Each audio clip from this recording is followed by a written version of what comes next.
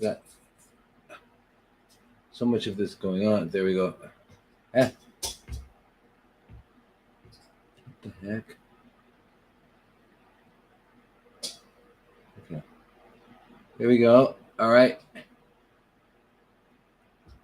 Cool. And then let's do this.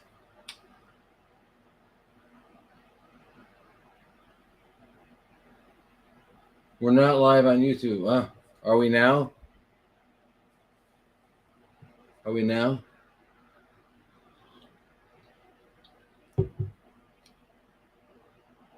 Of course. I can't believe I forgot to press that one.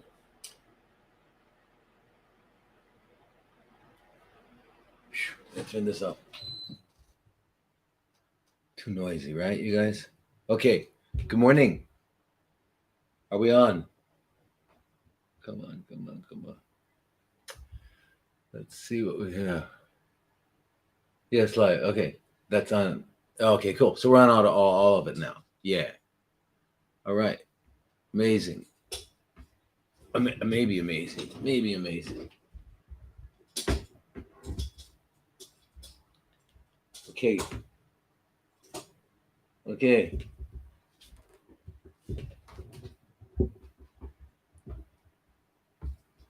You guys remember that you remember that movie 50 First Dates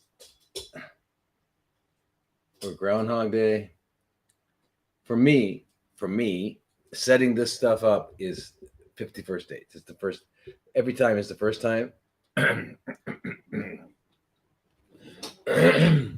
Yeah. There you all are. Okay, fantastic. So we got good evening everyone from that side of the world, and good morning everyone on this side of the world, right? And that includes Australia, New Zealand, and some islands, lots of islands, Vanuatu, Philippines, Singapore, Indonesia, Malaysia, India, Thailand, Vietnam, yay Vietnam, and Cambodia, Myanmar, all those places. And then we got the other side where you all, most of you live, which is North America, Europe, perhaps Northern Africa. Northern Africa. Where would they be? Where would they be in the time zone? They seems like they would be at the Hi there. Hi Louise from Australia. Fantastic.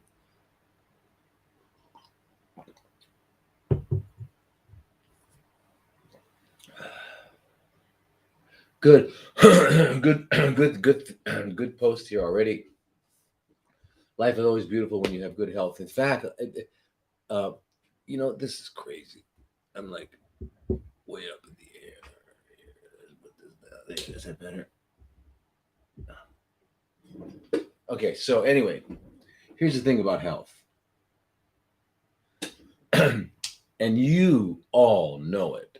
Even if the rest of the mobs don't really know it, you all know it. It's more important than anything. Well, yeah, certainly more important than money and gold. Certainly more important than fame. More important than,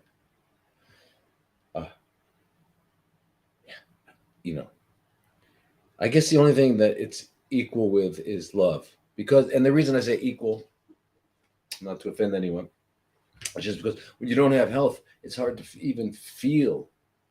When you're really, I'm not talking about, say if we're like,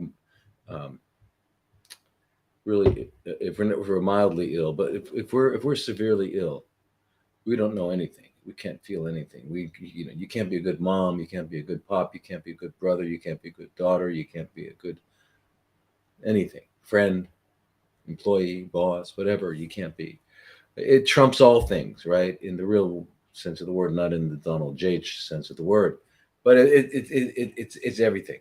It's everything. And here's an interesting thing. Do this. Try this out for you guys. If I could put these all together, so look cute. I got three things here going. But anyway, try this. I used to do this often. Next time you run into somebody, friend, or whatever at work. Say, hey, listen, what's on your list today? I mean, you have a list. Most people have a list. What's on your list today to do? Can you share it with me? Because it just kind of give me an idea of the way you think and the way you are and all that sort of thing, right? So, okay, so they give you your list. And I can tell you probably you've got a 99.9% chance of not finding the word health. Isn't 0.9999? Okay, so here's what I'm saying is this. So you ask the person, if health is not on your list, if it's not even on the bottom of your list,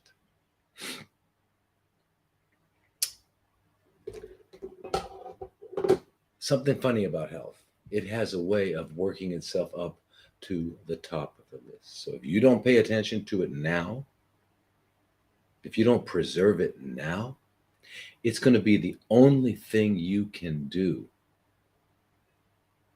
is to concern yourself about that. Okay, that's for most people, not all of us. Not all of us.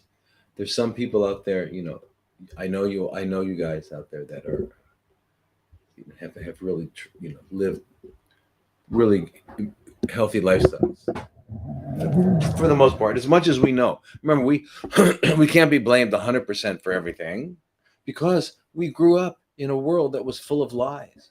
The world lies, 100% lies.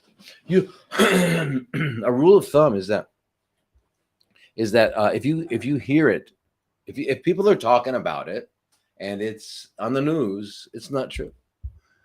And whatever they're looking at, whatever they're pointing at, is probably they should be looking the other way. It's just the way it is, and it's not new. It's not new. It's been around. It's sadly human nature. Humans are flawed, extremely flawed organisms, weird organisms.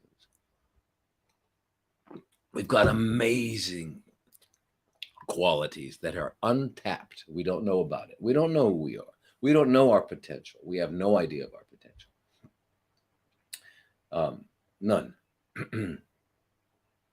But I'm telling you this, and you please understand something, that if I say something like this or anything, it's not just like I just thought of it. It's off the top of my head. It's pretty well researched and everything. If we spent as much time and as much effort and all of our heart and soul and whatever that word is, creativity, you put, I'm not sure what that means, but we put into ourselves, into enhancing and becoming more of who and what we could be, rather than this stuff, rather than anything out there. From the time we started,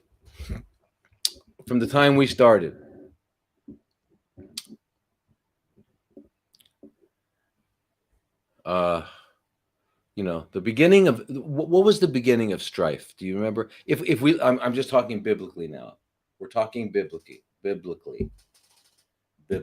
Okay, so for those of you who aren't interested in the Bible, the Judeo-Muslim Christian Bible, then this won't mean as much. But biblically, it was Cain and Abel, and one of those guys had built a plow. In other words, he had built a machine, and that's where it started. Death. The machine started back then. No, I'm not crazy at all. Anyway, that's when it started. And look at it now. Look at what happened to the machine. So anyway, so we've put all of our effort out here, and we've got all this incredible stuff that we call technology. I don't really know another word for technology other than maybe idology. Idols. Thou shalt have no other idol but me. Thou shalt have no other God but me. Oh, we do. We certainly do. I don't care how religious you think you are. You put more hours. Even if you're praying 5 times a day, 6 times a day, whatever it is, you put more of your heart and soul into this stuff that we're on right now. Now, there are good and bad in it. I mean, good. Let's say useful and non-useful. Let's get away from morality. Useful and non-useful. Yeah, very useful. Fantastic. I mean, we wouldn't be having this conversation. Can you imagine a conversation, worldwide conversation? I remember the first time that ever happened. I don't know if you all remember. You probably don't all remember, but 1969, I think it was, the Beatles made they had the first time the technology allowed them to have like a whole world in concert, or a whole world connected. It was a big deal. It was on every TV and everything like that. And they had told John Lennon, who's one of the Beatles, if you don't know that, hey man, we need a song for this event that's going to be phenomenal. Can you figure it out? We got like 2 days left. He said, let me check it out. So he did. He came up with this song called All You Need Is Love. And that turned out to be the first song, the first music that was ever on a worldwide broadcast. And it was, I mean, everybody was there. Mick Jagger, they were all there. It was a pretty amazing thing. But anyway, so here we are now, where it's natural, normal. Everyone's connected all over the world. Yeah. Anyway, I only talk about that. Yeah, exactly. Only one God. Only one. Yeah. So anyway, and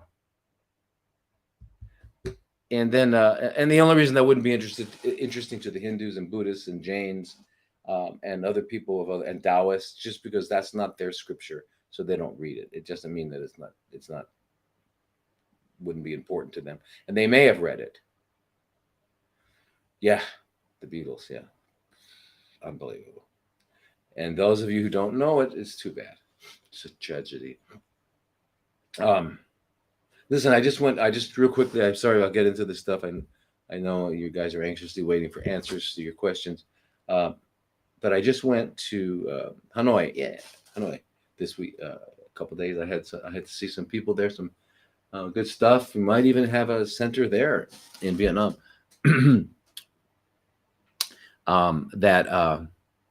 But I saw some sick people too as well, of course. And but anyway, I'm on the airplane, and this song kept playing over. They kept playing it over and over and over again.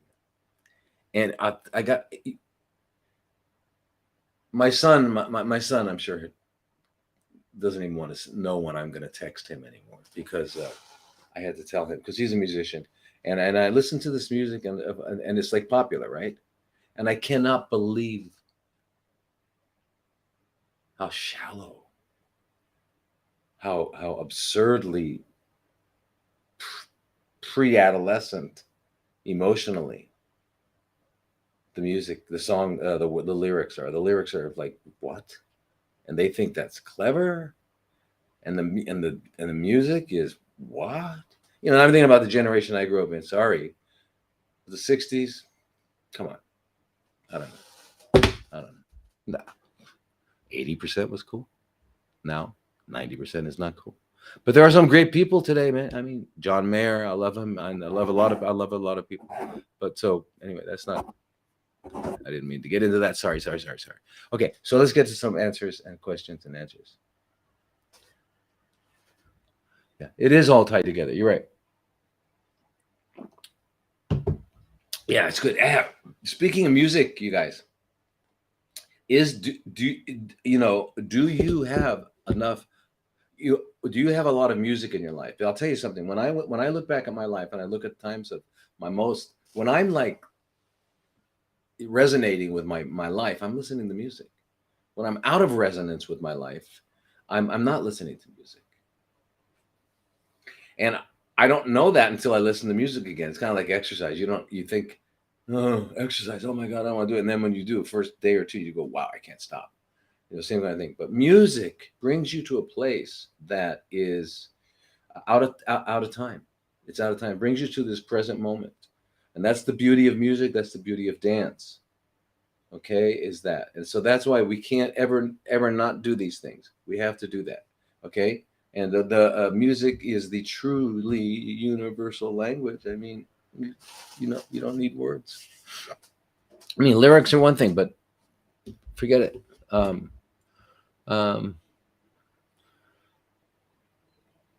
So anyway, okay. So you guys are really anxious. I'm sorry. Okay. So let's get to your questions.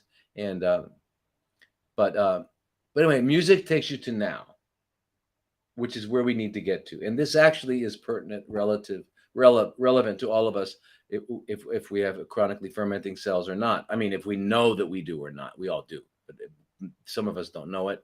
Some of us do know it. Okay, is the fact that remember this, and I'll have to say this every time, and I want to remind you guys because there's always new listeners, and keep in mind that the immune system is the shadow of the mind, and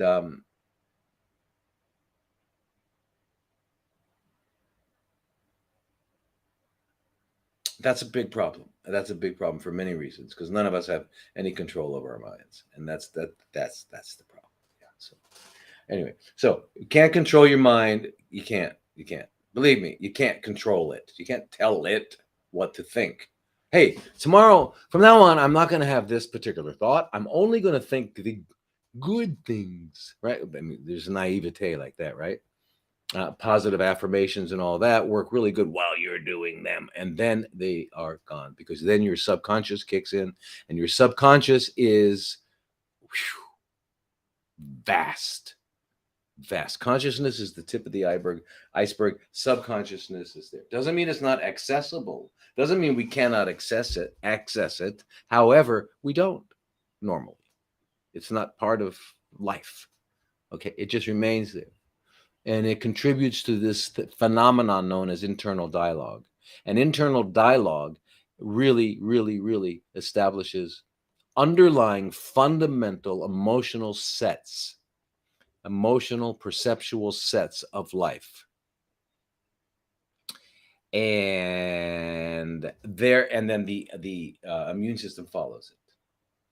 All right. So one of the ways is music, and the thing about music, and I'm not no offense to anybody, but I'm not talking about listening to hard rock because that's a whole different thing, right?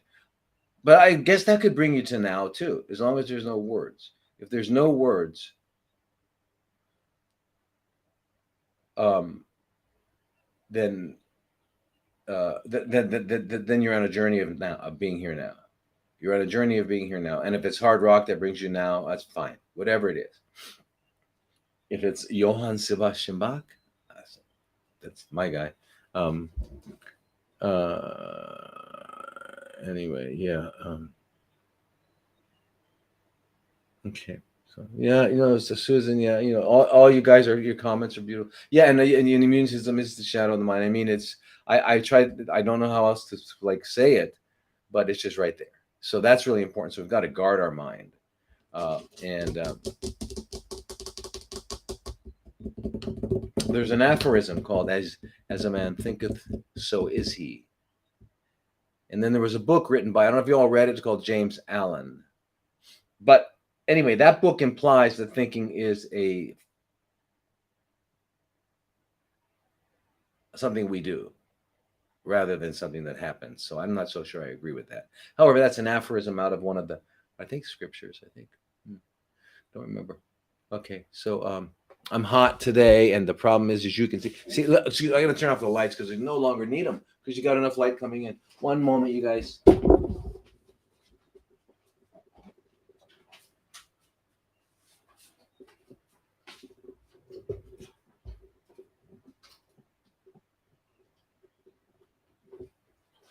So yeah, so it used to be. Remember, I always talk about 12-hour days and 12-hour nights. So here we are.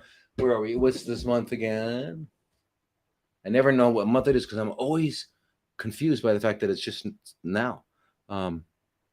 We're in March. Are we in March? Yeah, we're in March, right? Okay, so days are getting longer, so we're getting lighter sooner. But still, I mean, so it used to be that it wasn't getting light until around 7. 7, yeah, 6:35 or something like that. It wasn't really light. Like now, it's really light at 7 a.m. here. Okay. Anyway, and if any of you, I don't know, had a chance to see, it's called Wake Up Asia yesterday. It was a long 3-hour streaming thing on. You could stream it, or you could be on the Zoom call with some of the great people that have got the courage to come out and talk about what's really going on.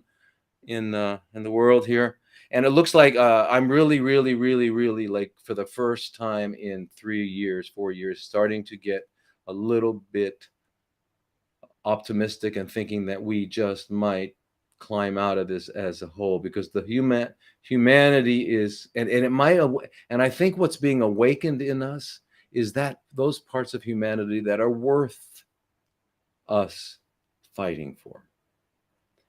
Okay, because there's a lot of parts about us that are not.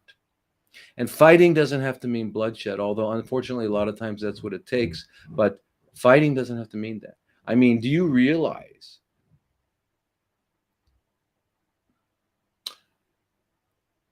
let me tell you, give you an analogy, a metaphor that's very, very important for us as a whole, as humanity as a whole. Okay. Now try this sometime. If you ever get the chance, if you're ever around an elephant and a hill, okay, now try to push that elephant uphill if it doesn't want to go. For example, it sits down. Well, that's exactly what it would be like for them, the 1%, to move us if we didn't want to move, if we just didn't move.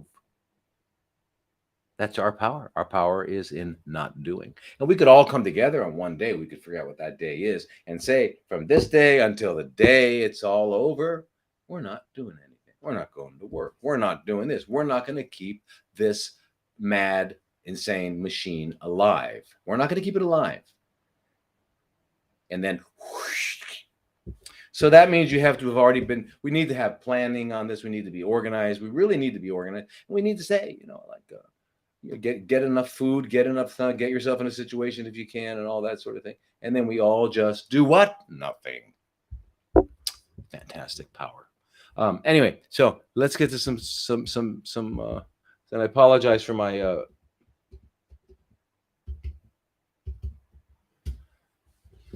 Well, I have a tendency to do so. Anyway, live stream. Here we go. So I'm gonna start with. I'll start you guys with some of the Instagram questions. Then I'll go to the other one. So thoughts on EBOO? Can EBOO help or hurt platelets?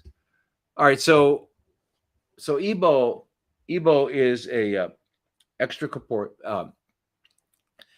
It's extracorporeal means so I just want you guys to know that scientific terms are not that hard. Okay. Extra means in addition to, right? So in addition to the corpus is the body. So corporeal is just one of their really smart. I'm smart words. So extracorporeal, so outside of the body,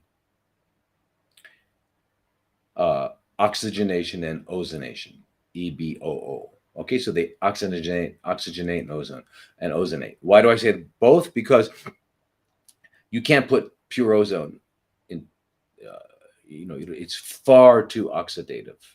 In other words, it in an oxidation, something that oxidizes. Remember, really simple, not really simple. I want you all realize that you guys all can get this easily, and a lot of you guys blow me away. You're like, wow, you've done your homework, you've read. But anyway, it's really easy. Oxidation, real simple. Steals an electron, produces. Now what? The thing that lost an electron needs an electron, and it freaks out to get one. And then it gets one. And then the place it got it from one now is absent. And it starts like a chain reaction. Okay. So it's an extremely oxidizing. Let's get this here, maybe. Is that okay? Yeah. Is that blocking? No, it's okay. Okay. So anyway, it's an extremely oxidizing substance. And that's why they use it in Olympic pools now, because it's like 100,000 or even more. 1,000,000 times more bacterial or microcidal kill side, like homicide, suicide, genocide. Okay, side. Okay, homicide. Okay, so more bacteria or microcidal than chlorine, right? And these guys are swimming in their eyes. You can't get their eyes all messed up from the chlorine. So anyway, it's used for that. Okay, so it's extremely oxidizing. Well, in Germany for 50 years now, it's been Germany and Europe, but a lot more in Germany. It's been used at least 50 years, maybe even longer. and in Russia. And in fact, if we look at where the old Soviet Union used to be, and what they called the bloc countries, that after they took down the Berlin Wall and the Soviet Union became Russia, then all of these countries became sort of independent. Um, such as Ukraine and stuff like that. But remember something about Ukraine, you guys. The capital of Russia used to be Kiev, which is now the capital of Ukraine. And so, there's, the question is Ukraine really separate than Russia? It's never been really determined. But anyway, for example, so it's so close ethnically and, culturally and all that sort of thing. But anyway, all of those countries that were behind what they called the Iron Curtain, including Cuba, were doing research on stuff because they didn't have access to big pharma, right? They were cut off. So they were doing research on ozone, on hydrogen peroxide, on ultraviolet light, on things that we didn't, because we were always pushing and taking drugs. So a lot of the original research on ozone and stuff that comes out of that. So anyways, there's no surprise that they've been using it for a long time, and they realize the benefits. I have a textbook here. Where is it? Let me show you. Here, check this out. Check this out. This is an old textbook. Can you all see it here? Textbook by an Italian guy, and it's used to teach doctors, right? A lot of data, you guys, not nonsense. So anyway, just wanted to let you know, ozone. All right, so ozone is O3, means there's 3 atoms of oxygen. Okay, that's uneven. Okay, you have to have paired electrons to have neutrality. Okay, so one oxygen alone has an extra electron, and therefore it's not stable. So you put them together and you got O2, which is oxygen gas that we breathe, and that is stable and very, very important, because when it gets into our body can break it apart and grab those electrons and use them to produce ATP, which is energy, et cetera, et cetera, et cetera. Okay, but now if you add a third one on there, you got ozone. Now, ozone is a natural phenomenon. It happens when the ultraviolet light from the sun hits the oxygen of our atmosphere, and we have what's called the ozone belt. Yeah. All right. And that ozone belt is so powerful, it actually reflects away some, rays, electromagnetic rays that could be really deadly. So without the ozone layer, actually, we'd all be dead. Yeah. And I won't even begin to tell you where my mind just went, because I had some stories about gold and Anunnaki and stuff like that you may not have known about. But anyway, yeah. But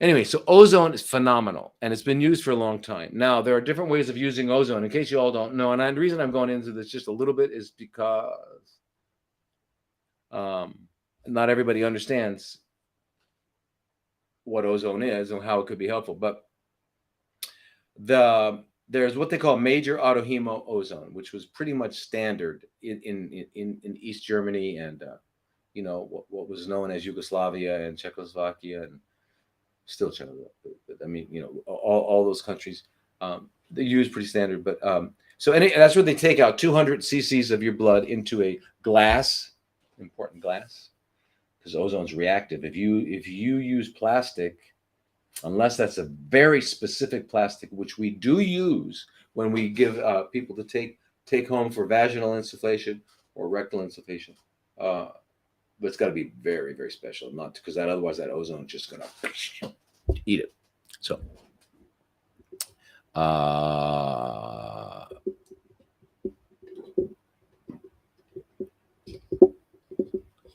here it is. Is this it?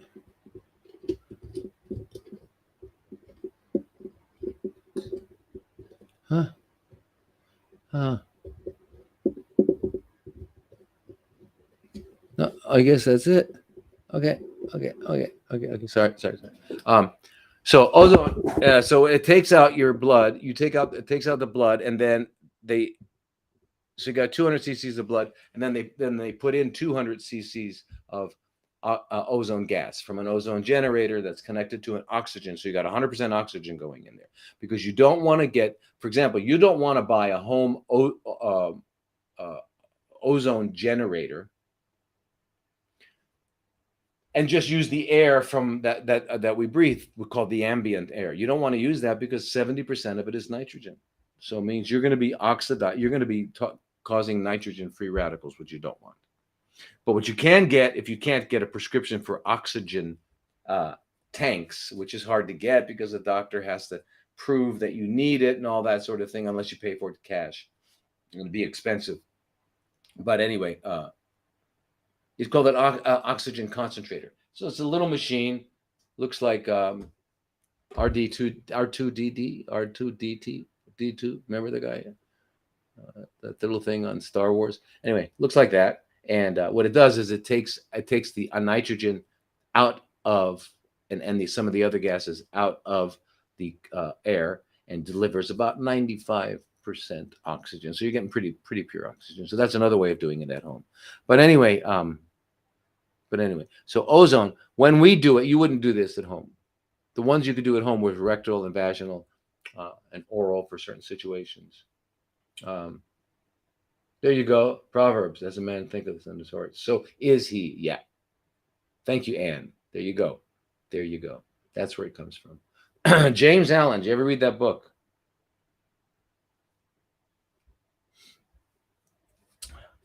It's called As a Man Thinketh, from that proverb. So, of course, something as brilliant as that has to come from Solomon. Solomon is the guy that wrote Proverbs and Ecclesiastes and Psalms. Pretty cool guy. Anyway, so you put in the 200 cc's of ozone, depending, 40 gamma, 70 gamma. There's different strengths, but keeping in mind that you're probably going to break up pretty easily the red blood cells. So, but you've got to mix it. And what's a beautiful thing to see is you just take the glass with the blood and the ozone, and you do it slowly. Now, I always see people doing this. It's like, what? Don't do that. You're gonna cause hemolysis, which is breaking up of the red blood cells. You do it slowly, and don't have the nurse do it. You do it. That's what even at my center, I got to remind them. Why? Because remember this thing called intention. Remember that. That's why the person preparing your food, if they hate you, if they just had a fight with you, don't eat the food. Okay, food's got to be prepared with love, because it's mostly water. And remember emoto, emoto with the crystals, right? And you can bless water or you can curse water, right? So water has memory. It carries memory, okay, and it carries stuff. So anyway, so what I'd like you to do is you take that. You take it and you move it really slowly near your heart, and you think that this is going to restore your body to complete balance. This is a blessing. This is and you think of the word health and love and whatever is just, and you put that intention into it.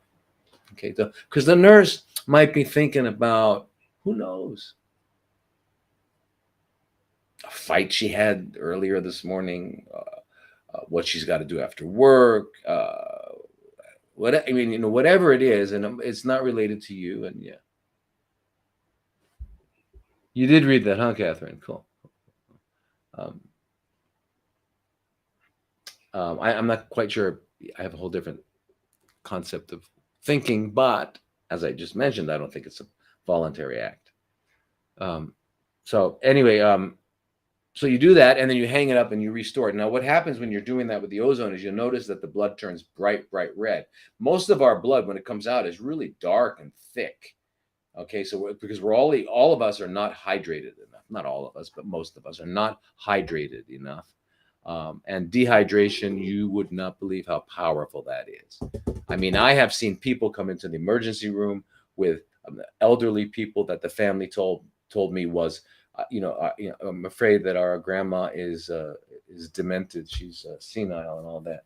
After 2 liters of water over a few hours, because she's got an old heart, you can't do it quickly. She's like back to normal.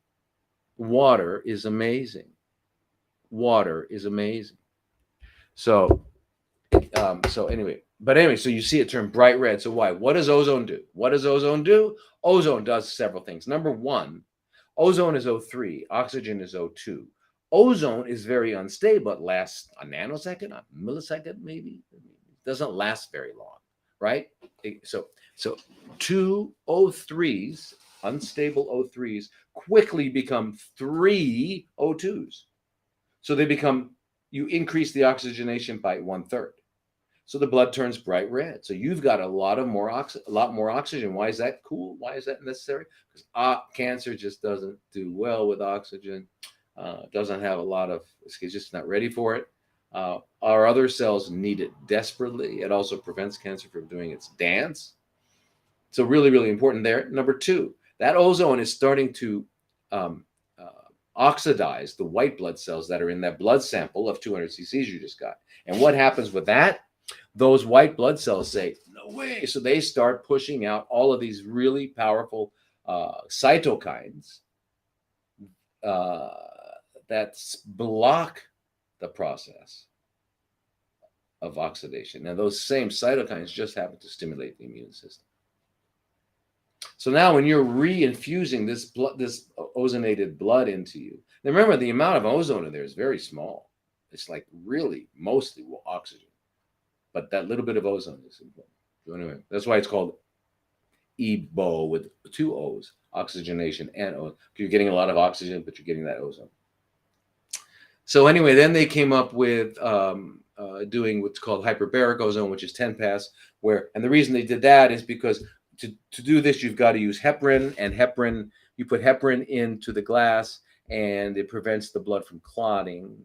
But related to your question about platelets, it turns out that the heparin and the ozone can cause platelet clumping, and platelet clumping is not, or they're not in their healthiest form. They can cause problems. So that's why instead of heparin, you can use citrate, and citrate doesn't do that. It does the opposite. Or if you add citrate later, or you sort of do a chelation with citrate, it gets rid of the platelet clumping. But overall, it's not going to hurt. It's not going to hurt. The benefits from ozone are outrageous. And so now so the 10 pass allows you to go in and keep going in because it keeps hyperbaric. In other words, it keeps the pressure is higher than atmospheric, so that the blood doesn't get a chance to sit and clot. Because the whole idea with heparin is to prevent the blood from clotting when it's sitting in that glass. Because when it comes out, it would naturally just clot all up. And so you've got heparin in there that prevents it from clotting. But if you were to do that again, I said, well, let's do it twice. Let's do it 3 times. Well, every time you add heparin, that heparin goes into your blood. You'll be too much heparin and you'll bleed. You'll have a brain bleed or something like that. So you can't do that. So the 10 pass came out. The 10 pass is hyperbaric, so they don't have to use as much heparin. And then they came out with EBOO. And EBOO is basically dialysis. They can pretty much, I think they get 10 times more than you can do with a 10 pass. Right? Whew. It's hot, man. It's hot. I'll bet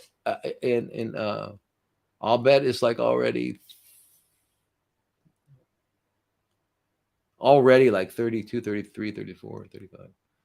Upper 80s, 90s, but hotter. But remember, it's not dry here at all.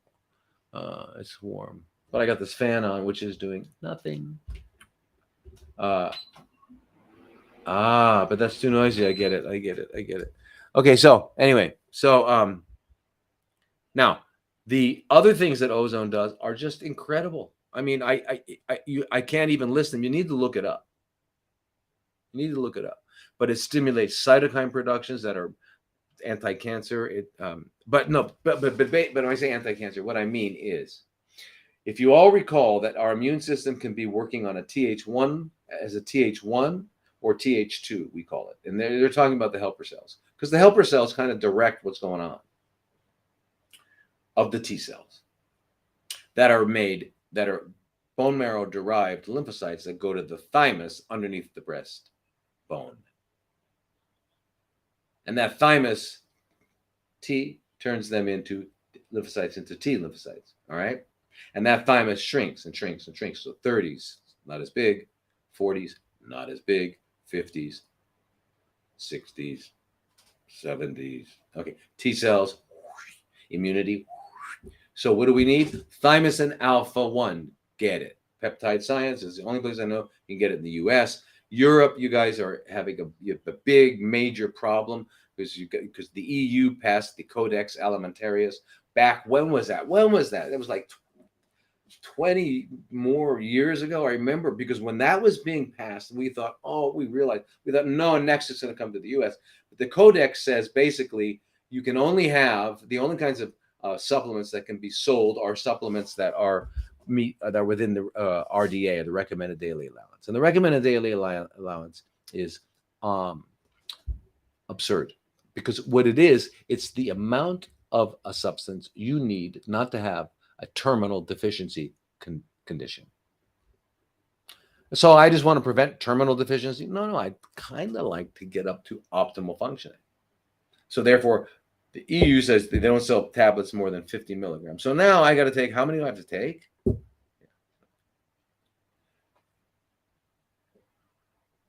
Anyway, so the ozone stimulates that, it goes into TH. So it brings us back to the TH1, because cancer, remember, is, or chronically fermenting cells wind up getting a Th2 functionality, which is a chronic, slow motion, and it's tumor supporting system. Yeah. Okay. Remember that. So that's very important. Very important. Okay.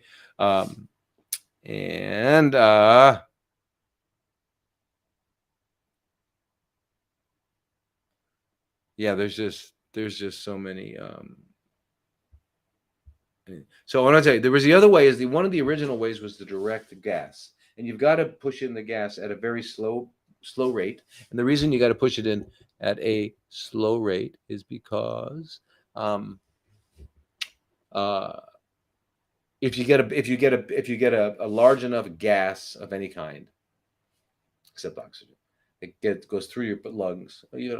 Goes through your lungs, through your arteries, through your veins to your lung, and then into the right side of your heart first. What happens is the heart, it's called an air embolus. Embolus is something that travels through the blood, right? So normally when we talk about pulmonary embolus, we're talking about a blood clot that went from the pelvis or the leg to the right heart and then up into the vein and stopped it, and you're very bad. But anyway, this is an air embolus that you can get, or an ozone embolus. And that can, if you get too big, but you got to get a pretty big dose. You got to get like, 10, 15 cc's of gas to go in. And what happens is the heart doesn't expand, and it winds up going into kind of a fibrillation. So it can be very, very dangerous. Okay. So that's why even the European Ozone Commission won't recommend direct gas. However, if you're doing it slowly enough, then it's fine. And now Dr. Sartori, who was really, really, really, really, really Dr. Ozone, was a master at it. And he got arrested and jailed in all these countries of Europe and America. And I met him in Thailand, which is why I came to Thailand way back when. And he, the poor guy, my first day of meeting him, I was like so excited. I was going to learn this stuff from the master. And right when we start our conversation, they come up and arrest him. That was crazy. But anyway, he mastered it. And we used to do, we do that. You just got to do it slowly enough. And the person knows, because when they get into the risk, if they start to go, then you say, you slow down a little bit. Because you're getting the whole blood. But that's what the good news is about the 10 pass, and that's the good news about the EBOO, because you don't have to worry about the direct gas, but direct gas is good. Because I asked Sartori, I said, well, we do the major auto hemo, which is 200 cc's of blood. And he goes, sure. What if you wanted to, I don't know, ozonate your pool? You take out a gallon, Ozonate it, throw it in. Is that going to help? No. Chlorine in 1 gallon, throw it in. No. It's the same thing. You gotta do more with the blood. So anyway, that's ozone, and the effect on platelets is minimal and reversible. Don't worry about it. But unless you had like a platelet count that was extremely high, like if you have a myelodysplastic syndrome where your platelets are 900, a million, yeah. But I mean, your doctor will know about that. Now, the other thing is something that most people don't know about. And if you go to a clinic, talk to them about doing this. It's called minor autohemo. It seems to have been forgotten somehow, but minor autohemo is very, very important. You take out maybe 5 cc's of your blood from your port or whatever, and mix it with 5 cc's of ozone in a big syringe, perhaps a 20 cc syringe, and shake it vigorously. The opposite of what we just talked about a moment ago. You move it only slowly. You shake it vigorously because you want to burst open every cell, because you want to, whatever tumor cells are in there, you want to burst them open so that all parts on the inside and all different aspects of those tumor cells are now being exposed. Then you give that as an injection into the butt. And what happens? You put an injection into the butt, that's trauma. Injections are trauma. So the immune system shows up, all the macrophages, dendritic cells, polymorphonucleosides, etc., all show up. And they check out everything. And now they have all these new antigens, in other words, things that they can go after that they find that are not part of who you are. So in other words, now the tumor, not just the intact tumor cell antigens that are on the outside surface, which the cancer cell has successfully made the immune system not see. Now you've broken it up and you've got all these other little parts that the immune system does see. So you do this twice a week because the antigenic coat on a cancer cell changes about every 72 hours. About. So anyway, so if you do this twice a week, it's kind of like it wakes up, it reminds your immune system, oh yeah, there it is. Oh, there it is. It's a good thing. Minor autohemo. And they shouldn't charge you too much for that. My gosh, it's not a big deal. But they will. Is distilled water okay? Or are we missing minerals? Remember, if you're only drinking water, you're doing water fast, you don't do distilled water. But if you're drinking during the day and you just water, you can use distilled water because you're going to get your minerals from the salads you're eating, from the chia seeds you're eating, from the everything that you're eating. You'll be getting your minerals. So you don't have to worry about it. The water is not the way you get your minerals. That's not the goal of water. The goal of water is to keep you hydrated. Yeah. So the next question, boy, too much long, but it's just I wanted to go over ozone a little bit. Is HBOT okay? Same thing. HBOT is the hyperbaric oxide, which is 10 pass. Is it good for breast metastatic cancer? Yeah. Yes. Any kind of metastatic. How to keep metastatic cancer cells dormant? Well, you keep them dormant by having a very clean, healthy lifestyle, getting to sleep early, making your body pristine, using things like ivermectin and things like that in case any of them turn into stem cells, ivermectin and fenbendazole and curcumin and vitamin C. You use those kinds of things, and doxycycline, all those things to keep them, any of the cancer stem cells and that. But eventually those metastatic cells, they won't, and they need a blood supply, right? So don't go biopsying other bigger things, because then you unleash the ability of metastatic clusters to grow blood vessels. Yeah, it's ridiculous. I mean, what's ridiculous is that they remove, they do these biopsies.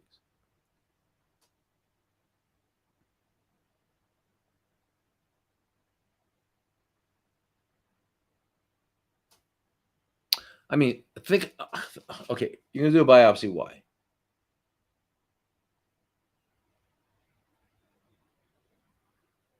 To find out if it's cancer, because it pretty much looks like cancer on X-ray. ultrasound, on MRIs, on CTs, on PET. PET for sure will tell you. But we want to know the histology, the basic, really, histology, so that we can get some of our designer drugs. Okay, so the histology of cancer will be, what they mean is they want to give it a name. Where did it come from? Oh, this one came from the duct, and it went. Oh, look, it made a hole in the duct. Invasive ductal carcinoma. Wow, am I not smart? I could say those words. Oh my God! You guys. I think I'm going to start hanging up all my plaques on the wall so you can see how smart I am. Okay. I mean, that's the typical allopathetic freak with the white coat. Anyways, that's what the histology is going to do. It's going to give you a definition of where it started. Oh, he doesn't have a normal pancreatic cancer. He has a neuroendocrine. What? That's different? No. What's different about it? It started in a different cell. It didn't start in one of the glands. It started in one of the part of the pancreas that's producing usually insulin or glucagon, which are.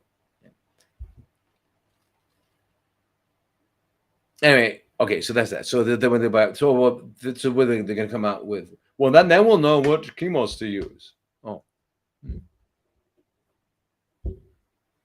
so why do you have to know which chemos to use? Well, because the studies show that platins are good for this, and taxanes are good for this, and blah, blah, blah. So, well, if we go back to 1943, the first cancer person with chronically fermenting cells was treated with insulin potentiated IPT, which it wasn't called that in those days. We named it that in around 2000, 99 maybe. We named it that. Prior to that, it was just what it was. Insulin is basically a biological response modifier. Oh, another one of those phrases which means absolutely nothing. Just people like to use it to sound smart. Biological response modifier. So it changes the way the body's responding. Well, so is this a biological response modifier. And so is oxygen in the air. So give me a break with your words, you guys.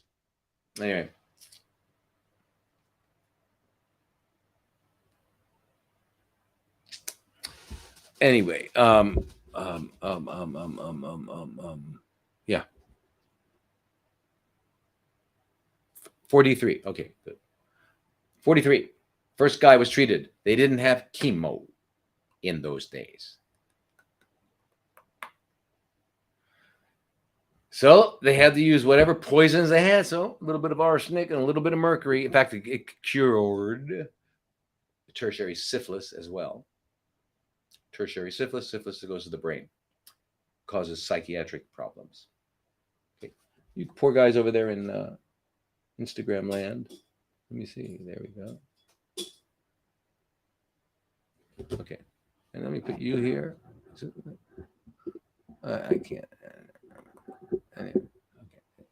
Okay.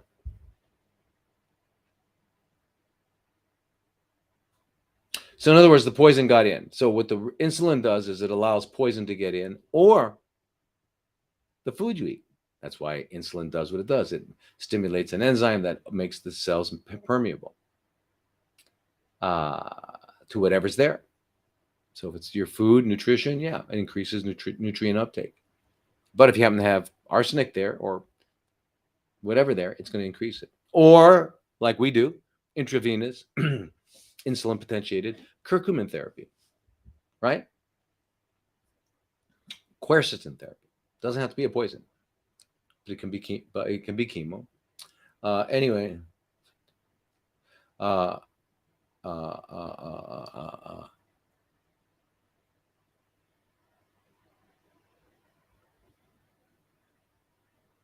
Anyway, just to finish this story is that what I want you to know, what I want you to realize is that it doesn't matter. So I often have, not often, always have an A and B protocol when I'm doing IPT.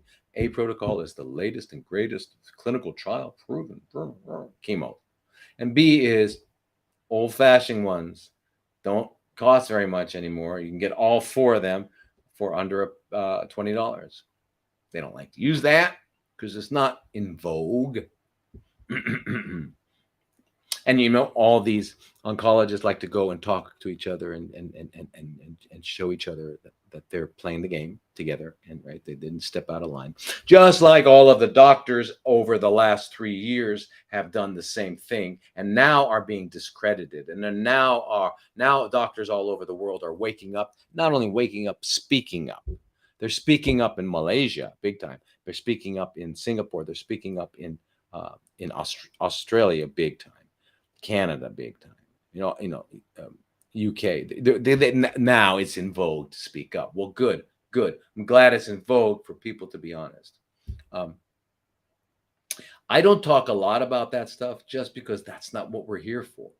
Okay. If I had a separate channel on Rumble or something and we're going to talk about that stuff, that's one thing.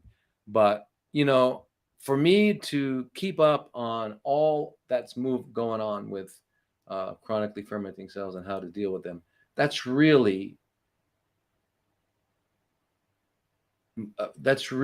my priority, and although my hobby is reading about it, I kind of know all the stuff that's going on.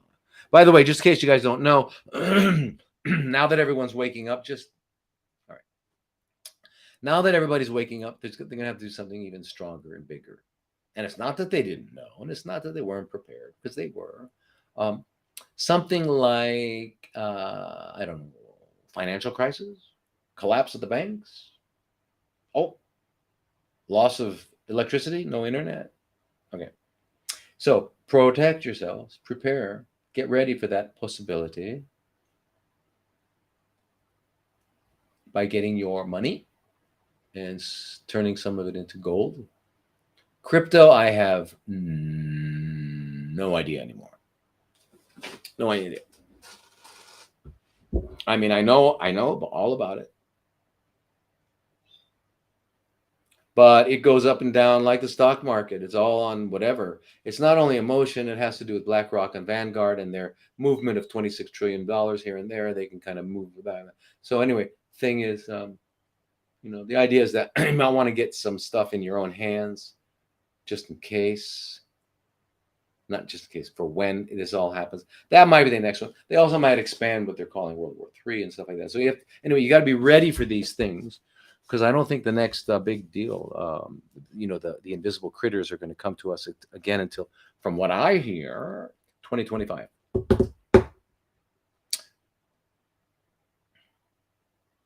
Anyway, that's not why we came here, and I know that. I'm sorry.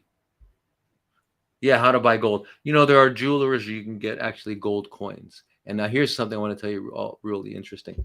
If you get gold coin, which is available, it's just a little bit more expensive, a little bit, than the regular coin. That was minted before 1933. It's considered what they call coin of the realm. And if it's coin of the realm, it trumps all other coins, because there is no formula to equate coin of the realm with the fiat paper stuff they have. You realize that? It's called coin of the realm. So get yourself some of that. I mean, minted in 1923, 1930, 1918, 1895, all that. Get your dollars and stuff like that. Get little ones too, $5 ones, so you can trade, so you can get around, because you'll always be able to use it. And get some currency too, because even after they crash the banks, we'll be able to use currency for a while. Until they crash that.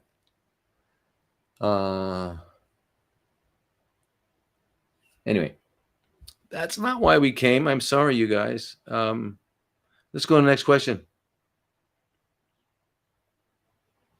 How to keep metastatic cells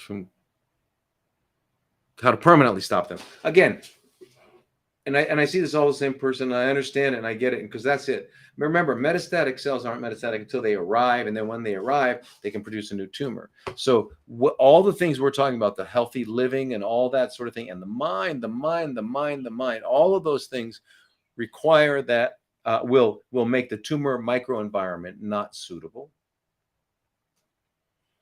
Being active, I mean, all the things that we talk about are going to do that. Plus, as I said, the things to prevent and kill.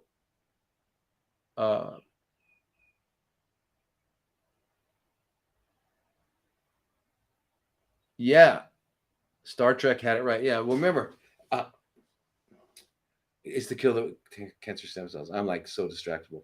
You know what? If I were in school now, do you know what they would do? They'd put me on Ritalin for sure.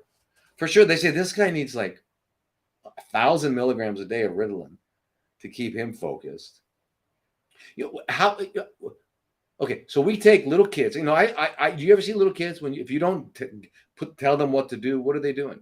They're all over the place. They're playing. Now we're going to take them and put them in a room, sit them on a chair, and tell them to study. That's not their natural inclination. Some of them, but my daughter blew my mind. My daughter, she's 27 now. But I remember as a little kid, 7 years old, 6 years old, after school, she was doing her homework. I said, "You're not going to go out. Where's your brother? Oh, he's out playing. Why don't you go out play for a while?" He goes, No, I have to do my homework first. She was like always that way. She was always, I got to do my homework first. It's great. Amazing girl. But anyway, that was kind of like me. I mean, I'm a weirdo. I like to read. I like to study. I like to learn. That's all I do. I've been reading and since I could. You know what? I'll get to say something really weird. Sorry. Personal stuff. Before I could read, you know what I used to do? Because I saw my mom reading. This is so really important for parents. Parents, remember, parents, your children do not listen to what you say. Your children listen to who you are. Your children listen to who you are. So my mother we used to read at night. You got to remember, we're talking about a long time ago, man. There were maybe 5 channels on TV, and it wasn't people's lives, and there certainly was nothing else. So reading was what's happening. And my mother used to read, and I didn't know how to read yet. I don't know how old I was. I can't remember. How old do you have to be not to read? 5, 6, 5. You start learning at 6. Anyway, I couldn't read anything. You know what I used to do? I used to pick up books and do what she did. What did she do? And I did it for like an hour. It's not like I just did it for 5 seconds. I did it for an hour. I pretended I could read. I don't know what I was getting from it, but I was getting something because I did it frequently. And as soon as I could read, I started reading. Anyway, hi, Mary. Thank you so much. Star Trek, yeah. So look at that technology. What was that thing that Bones had? Bones was the doctor. He had this machine, and oh yes, I think he's human. Jim, yeah. Anyway, we don't even need those machines. And okay, and I want to go back to one of my original things today. And I know, sorry, but this is it. We put all of our energy into the world out there and not in here. And I know that if we put the energy and our creativity, whatever that means, and heart and soul into working on this, this is not a thing, this body. The body's not a thing. It's a vehicle. And it is just light and vibration and intelligence. Everything around us is light, vibration, and intelligence. We can merge with it easily. If we worked on ourselves instead of on these machines, we would be able to connect with each other without these machines. Study remote viewing, okay, by the CIA and the Soviet Union back in the day. Okay. These are programs that remained around for a long time because they worked, because they're real, because they means the guy lying in San Francisco, the CIA agent lying in San Francisco could go lie down and get into a remote viewing and could tell them exactly where a Soviet sub was off the coast of Maine. I mean, what? Exact coordinates. So the potential of the human being is not even close to being realized, and we're getting further and further away from it with all this stuff. I'm just telling you, there are more than 1,000,000 reasons why all of this stuff is bad. Bad, I mean, not healthy for us. However, here we are. Now, here's the problem. Here we are in the middle of a technological world, and we're being assaulted. So we need to use what we can of this technology to organize and get together so that we can try to, so that we can, and our goal should not be to get out of here and continue on the path of producing things to worship. It's called idolatry. Thou shalt have no other God but me. We do. What do humans have? Two gods. What are they? What are those two gods we have? What's number one? What's number one? Everybody know? Number one God of humans? The mirror. The mirror. The mirror. Have you met the mirror? Ask Narcissus. Our Narcissus ran into the mirroring effect of a lake. And that's where we got the word narcissism.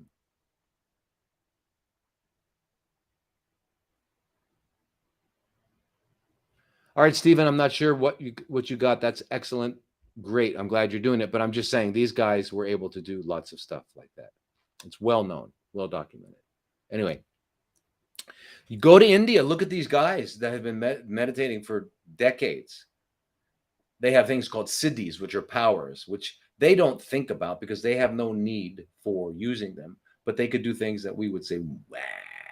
Okay, so I believe we could talk to each other. I believe we could move around. I mean, these bodies are made of, what? Okay, so what's my skin made of? Carbon, oxygen, nitrogen. What are those? Atoms. What are atoms doing? Spinning. What are spinning? Well, neutrons, protons, and electrons. And what are they? No, don't ask such a question. What are they? They're subatomic particles. But we know that this one is divided into leptons and. Okay. What are they? What's an electron? Okay, so that's all that stuff. But we know that when electrons flow through a wire, it's called electricity. And we also know that when electrons flow through our body, we are alive. And when we have flat lines, we're not alive. Okay, so we need to have electricity moving. And what are those electrons? What are electrons? Nobody knows. Okay, so anyway, sorry if you think I got off subject, but I really didn't. The point is, within us is so vast, and that we could also actually, I have no idea. We have no idea of our potential, but we're not even looking for it. When we say he's got great potential at mathematics, he's got great potential at electronics, great potential at doing something external to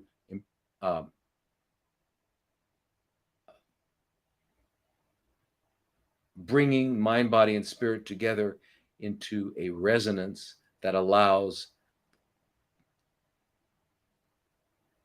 access to the universe. That's kind of stuff I'd like to get into, right? But I'm too busy doing this stuff. I got all these machines and here, but we need the machines right now so we can organize and get out of this and get and we're all doing it. You guys are waking up. Wake up the guy next to you. If the people next to you that are that don't know what's happening, that's okay for now. Just let's get us who do know what's happening. Let's get together. Let's organize. Okay. Iris Koh from Singapore had this great thing yesterday. It's called Wake Up Asia. So it was all these people, but it had some of the great people, Dr. Bhakti, who you've probably all seen on Rumble and stuff like that. But he was there and all that, and it's happening all over. You got even the conventional doctors are waking up. That's there. I mean, it's not. Yeah, some of them are waking up, but some of them are actually just coming out of their timid little closets and because they didn't want to rock the boat. Anyway. Please talk to us about hydrogen, water, and hydrogen inhalation. All right, so I'll make it brief. Hydrogen, the smallest of the atoms on the periodic table. In other words, of all the substances in the universe, it's the smallest. It's the smallest, the hydrogen atom, which consists just of a proton and an electron. That's all it is. Right? Helium is 2 protons, 2 electrons. Lithium, 3 protons, and it goes on and on and on and on. That's all the difference between one element and another, but all comes down to protons and electrons. And then I think at lithium we add in neutrons, or is it at helium we add in neutrons? Hydrogen doesn't have a neutron, but I think helium does. Can't remember. Got to look that up. Does it start at helium or does it start at lithium? Well, at some place the neutrons get in, and now you have a third subatomic particle. They call them particles, but who knows? They're not particles. They're moving around, flying around, and they're full of energy. That's why when you open up one of those little things called an atom, what do you have? Right? If I can't see it and I can't touch it and I can't smell it, it just ain't real. So you don't talk to me about that stuff. Tell me, I want to see it. I'm talking about solid, real stuff. Oh yeah. What is that solid, real stuff made of?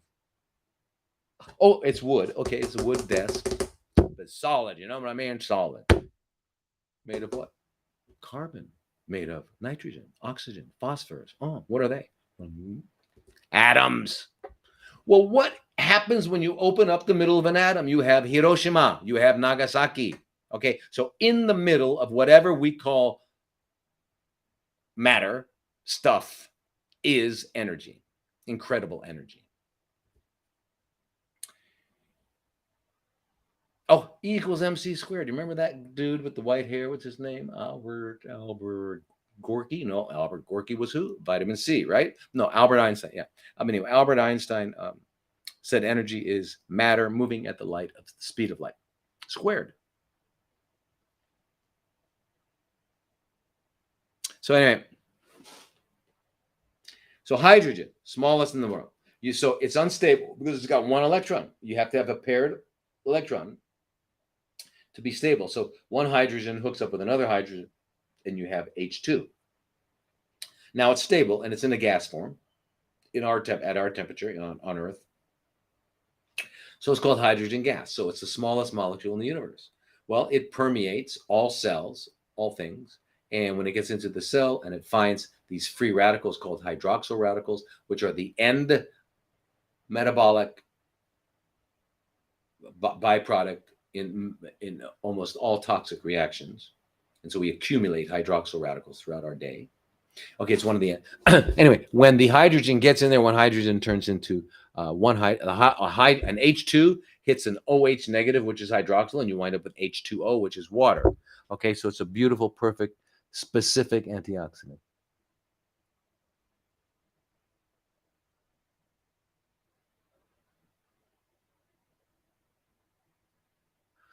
Okay, so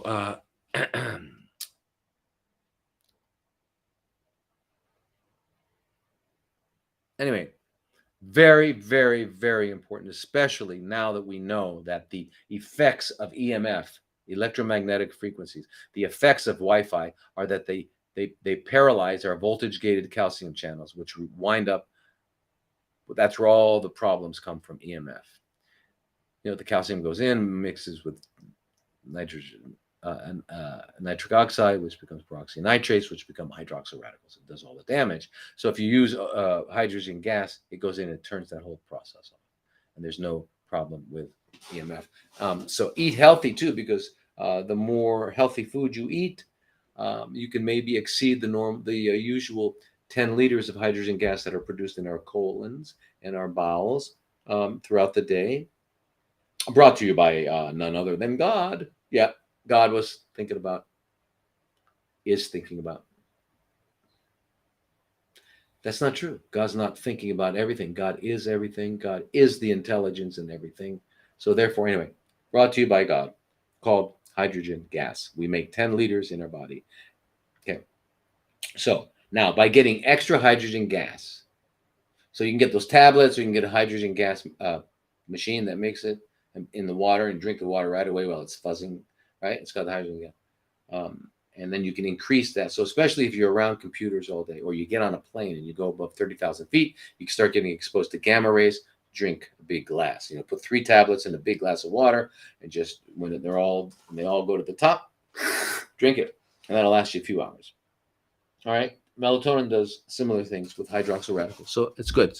Viruses, parasites, links to illness. Yep, they're linked to illness. Yes, very much so. We know that parasites. We know that parasites. A lot of parasites, and what we call viruses, whatever they are, and that's another thing. But viruses, they absolutely exist in situations where there is a failure of the harmony of health, because health is a harmonic resonance between mind, body, and spirit, which results in the optimal functioning of the organism. And it's something that we never ever had, except if we might have had glimpses of it at the age of 3 to 8, when we were running and full of energy. Most of us, some unfortunate people didn't have that opportunity, but for most of us, we had that. And that was kind of on an energetic level. If we had been led by, if our parents had been highly evolved, realized beings, we could have really gone to another level at that point. But we didn't. We got lost in the dichotomous, polar, I am thou universe of illusion. The I and thou. It's us against them. Yep. My football team's better than your football team. My baseball team's better than your baseball team. My God's better than your God. My shirt's better than your shirt. That's where we are. Dichotomy. Question about dichotomy, everyone. Quick question. Just thought. Rhetorical. Okay. I love rhetoric. Okay. Now,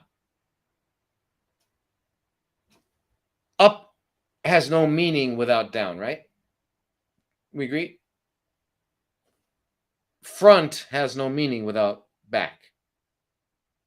They both require each other to exist. You can't have a front without a back. You can't have an up without a down. Right? So my question to you is, does up exist without down? No. Does down exist without up? No. Does front exist without back? No. Does back? No. Therefore, do either of them really? How come? So there's 2 don't exist. So you have 2 zeros, and you put them together, you come out with a 0 plus 0 is. Oh, that's right, 0.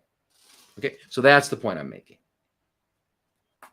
All illusion, and I'm talking scientifically. I'm not talking psychiatrically. I'm not in a psychiatric hospital talking to you about weird shit. I'm talking to you about what is real. Sorry if I got off topic. Can't help it. Your opinion on deep root dental cleaning, please. Pros and cons, if there are any. Deep root dental cleaning. Anything done by a regular dentist should not happen. Don't go to regular dentists. Go to biological dentists, biodentists. And there are some great ones. There are some amazing ones, and then the rest of them are just faking it. And that's the problem. How do you know? So you got to find out from someone who knows. But usually, basically, here's the thing. Deep root cleaning, if they're putting in and injecting ozone, that's good. Ozone, why? Ozone gas can permeate and go through the porosity of the bones of the jaw, and which is where cavitations form, and into the roots and things like that. So if they're doing those kinds of injections, they're very good. Deep root cleaning. And the ozone will sterilize, will get rid of any of the microorganisms down there. So that's what you use. You're not going to get that from a regular dentist. So that's why I think that's what question you just asked was a regular dentist. So just avoid them, like you avoid regular doctors. Do fertility meds cause breast cancer, ovarian cancer? Yeah, I mean, big time. These are very heavy doses of synthetic hormones, and synthetic hormones overstimulate and cause extreme imbalances and can result over time in cells that are being that begin to ferment because it damages them. So that can happen, yes.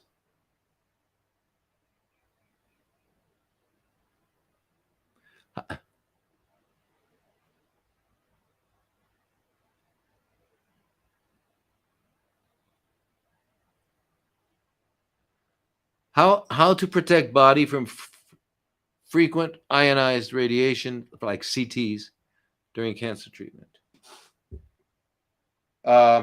Okay, so here's the thing: when you're getting you shouldn't be getting them frequently. There's a lot of other ways of knowing on your progress, and you look at different biochemical markers: LDH, ferritin iron ratio. You look at the kidney function, liver function. You look at thymidine kinase. You look at the lymphocyte subset. There are many ways of looking. Thank you, Uzma. Someone does. Yes, Julie. Dr. Mercola does have hydrogen pills that dissolve in water. They're fantastic. That's the ones I use. Yeah.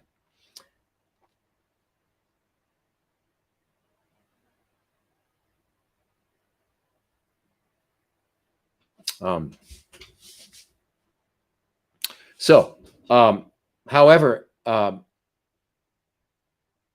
oftentimes, or it's helpful to get a good baseline saying, where are we starting? Is it in the liver? Is it in the lungs? Is it gone anywhere else, or is it still local? Just so we know how long we need to be intense.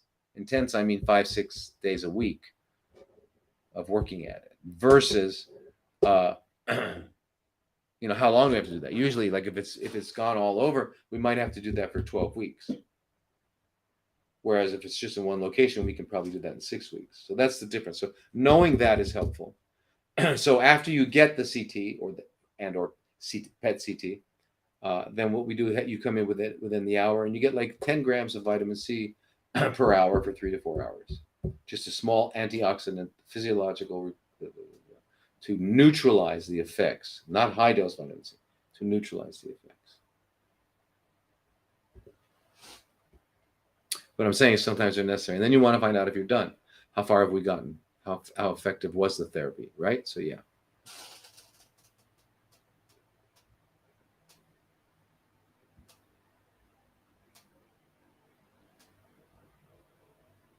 Can I take artemisinin instead of ivermectin? They're really two different things, ivermectin and artemisinin. Completely different. You should take both. And it's not or, both. Is there a cure for kidney failure?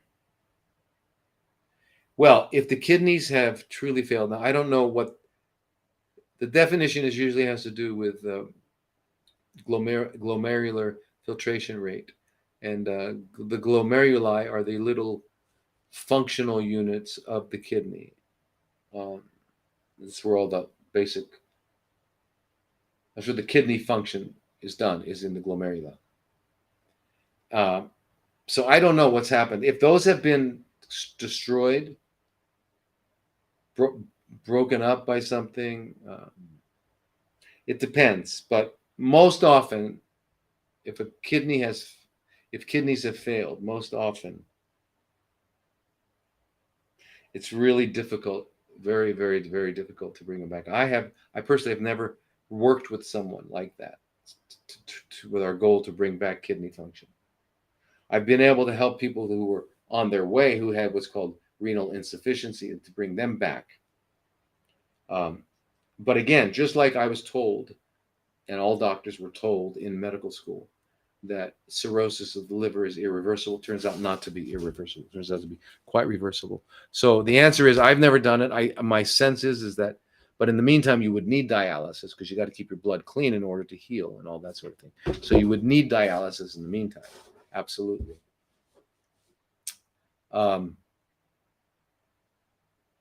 And I mean, they should be at the point too, where pretty close with stem cells, where they can actually help you um, replace your old kidney with new kidney, with your own new kidney instead of a kidney transplant, so you don't have to take, um, immune suppressant drugs that you have to take when you get transplants, right? Yeah. Yeah.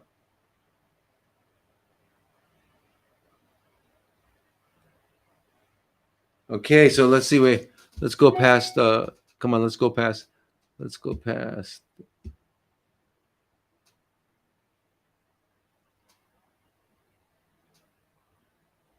Can my dear friend, 64-year-old former football player, get well from a diagnosis of stage 4 bone prostate? Yes, yes, can. All the time, happens all the time. Just got to get away from the conventional freaks, witches, and warlocks, because they're going to do nothing but poison and it's just,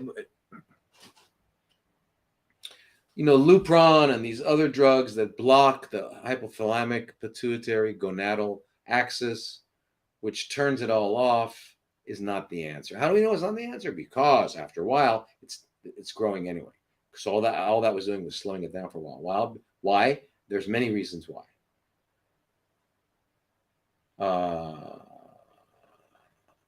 Anyway, but yeah, the answer is yes.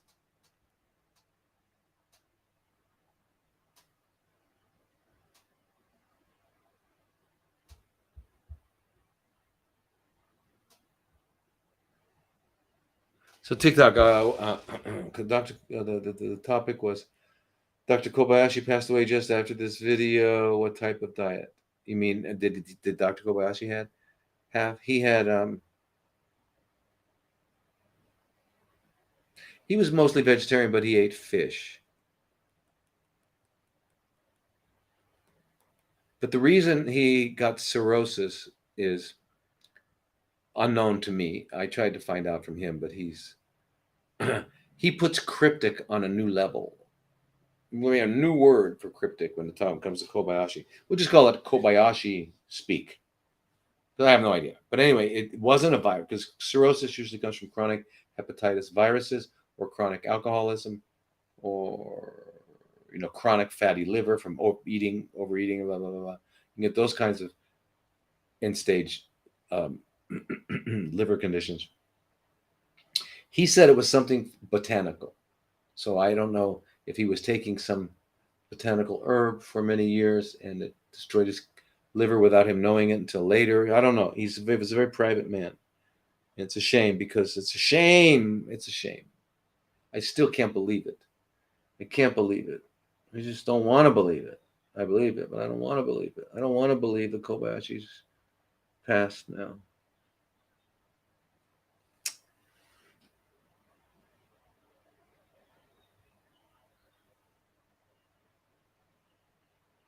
I don't know what that question is. How would a bra cause cancer?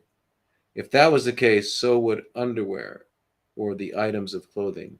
This is crazy foil hat kind of thinking. Well, dartboard, it's not foil. And what's crazy about foil hats?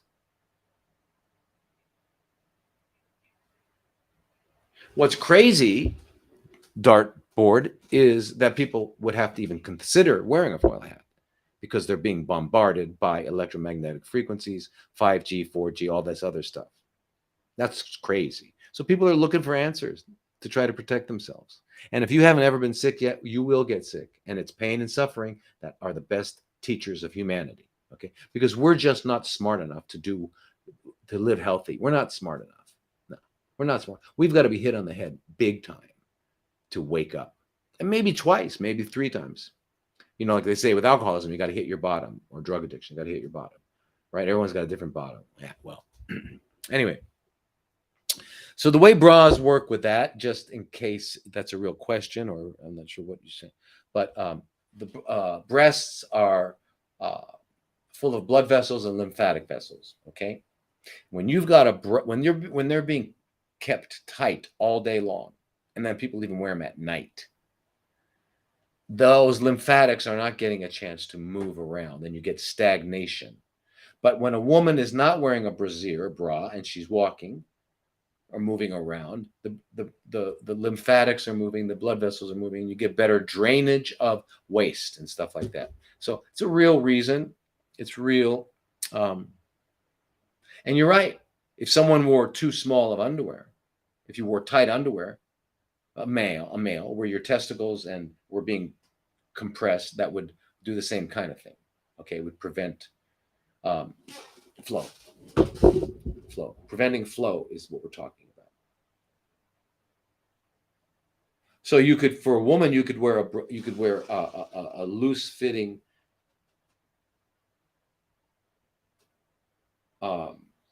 cloth bra that's not uplift and tight and all that sort of thing. Or you could, if you're worried about people seeing it, they have these things that you can actually paste on that cover the nipples, so the nipples don't show, so that so women that are modest don't want to wear a bra is happening. You can do that. So anyway, yeah.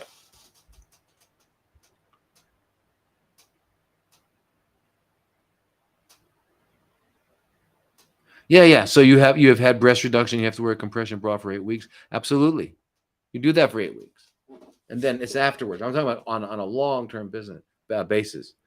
Sure.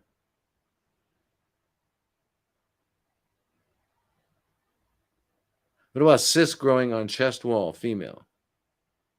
The topic was cyst growing on chest wall. Well, cysts, you mean coming out of the skin? Cysts are just, an adaptive response. They can, if it's big enough and causing enough problems, you can just lance it, open it up, and allow it to heal. I don't know what you're talking about. Is it a big cyst or little cyst, a lot of cysts or chest wall? Please be more specific so I can.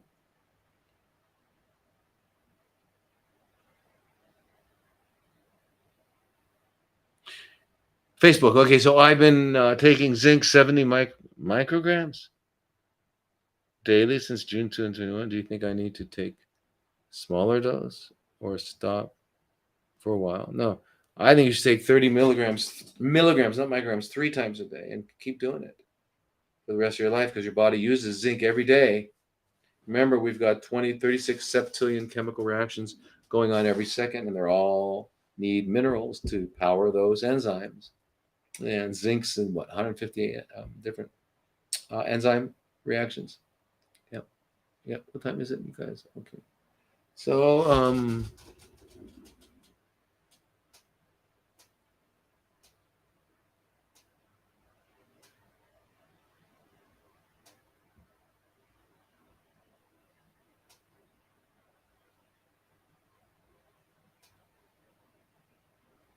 okay, I'm disgusted with most this is Facebook. I'm disgusted with most holistic centers and physicians I've come in contact with over the past 40 years in this field.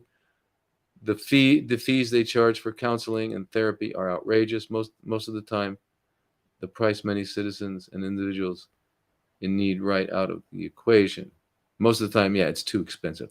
I am a holistic consultant. I do not have a medical degree, but I study enough to know that I can assist most individuals, whether by cardiovascular disease or cancer, from a holistic creative. All of the research you uncover on the internet is full of potential positive results. There is no one pill to I'm disgusted that there is a holistic center in New York, which is led by a certain physician, and I have followed for decades. I have him more once IP6, this program. Anyway, yeah, okay, Michael, I get it. No, I am disgusted. One of the reasons I came to Thailand was to see if I could find a way to lower the costs for healing, and it shouldn't be so expensive. It's really too expensive. I agree, 100%. And it's because it's the cost of all the personnel. If you want to do it right, you got to have health educators, you got to have chefs, you got to have chef assistants, you've got to have lymphatic therapists, you got to have specially trained nurses for hyperthermia, which have to be ICU trained. Then you have to have other nurses on the floor for all. It's just a lot, so much. It's just the cost in these programs is the personnel. So we're hoping that we can lower that. Yeah, what's we're gonna do?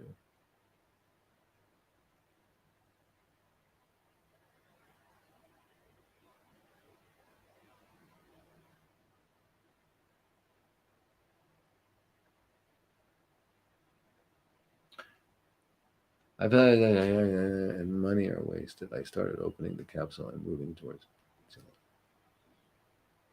Okay. Anyway, so let's go on, you guys, with this. What do you think about vaccines? Which ones in particular do you think are dangerous? Oh, I don't want to get knocked off any platforms, but let me just put it this way. We have a natural method of developing immunity. The goal of a vaccine would be to produce immunity. That would be the goal of it. We are naturally inclined. It's called natural immunity. And natural immunity, we know, is far superior than any other kind of immunity, because in reality, there is no other kind of immunity. Okay. So I hope I answered your question.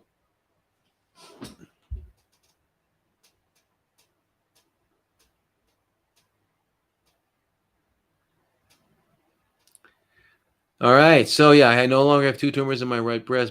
My breast is caving in. It has been since 2019. Why does this happen? Should I be concerned? Will it stop caving in?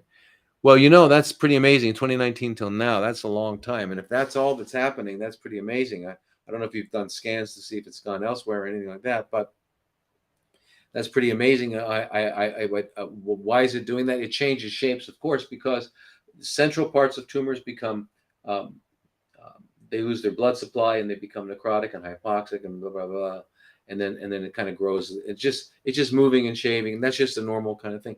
But the fact that if that's it, I mean, I don't know about your lymph nodes, and you didn't mention that, and we didn't talk about whether or not you've had scans to see if it's going anywhere else. So, but that's why it does. It's growing and stuff like that.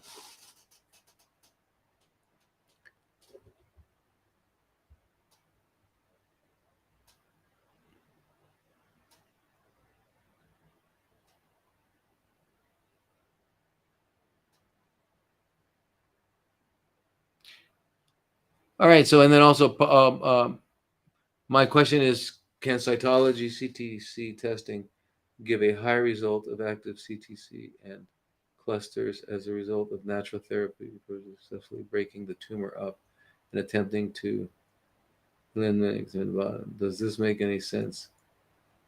Yeah, it doesn't. Does it make sense that the tumor is breaking up and there are therefore more CTCs, circulating tumor cells in the blood? Absolutely. That's why that could be it. That could definitely be one reason. The world of testing is so complex to gain true insight and accuracy. And then okay, so yeah, that's absolutely true. And so how can I be having high CTCs and clusters if I'm feeling great and all that sort of thing? Yeah, so that's the thing. So we don't know, okay, where they're coming from. It could be that they're healing. It's just like when tumor markers go up. If the CEA is going up, does that mean the tumor is growing, or does that mean it's dying quickly and it's spilling more antigen into the blood? We don't know. We don't know until we do an imaging. It's another reason why imaging is necessary in many cases. Just you've got to do them infrequently, and you've got to do them with vitamin C afterwards. And same person. This is Lorian. Also, why do you suggest local anesthesia for lumpectomy instead of general? General anesthesia are very, very powerful drugs that need to be detoxified. So they really take your liver's full attention, and your liver is already fully working. So it really just diverts and it decreases your liver's ability to do its job. And these poisons have to be eliminated, and a lot of them don't get eliminated and get stored in fat and all that sort of thing.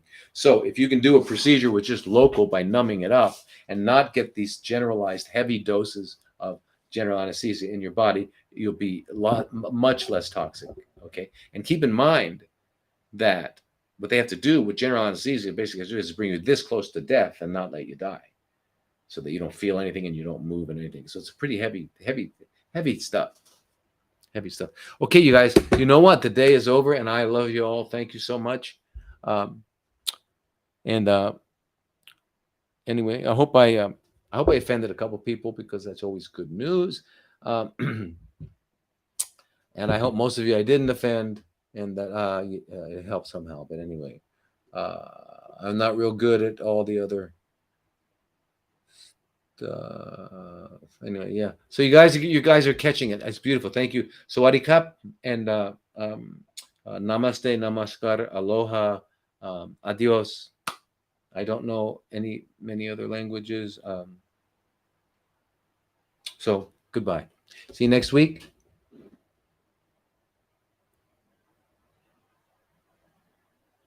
There we go. And then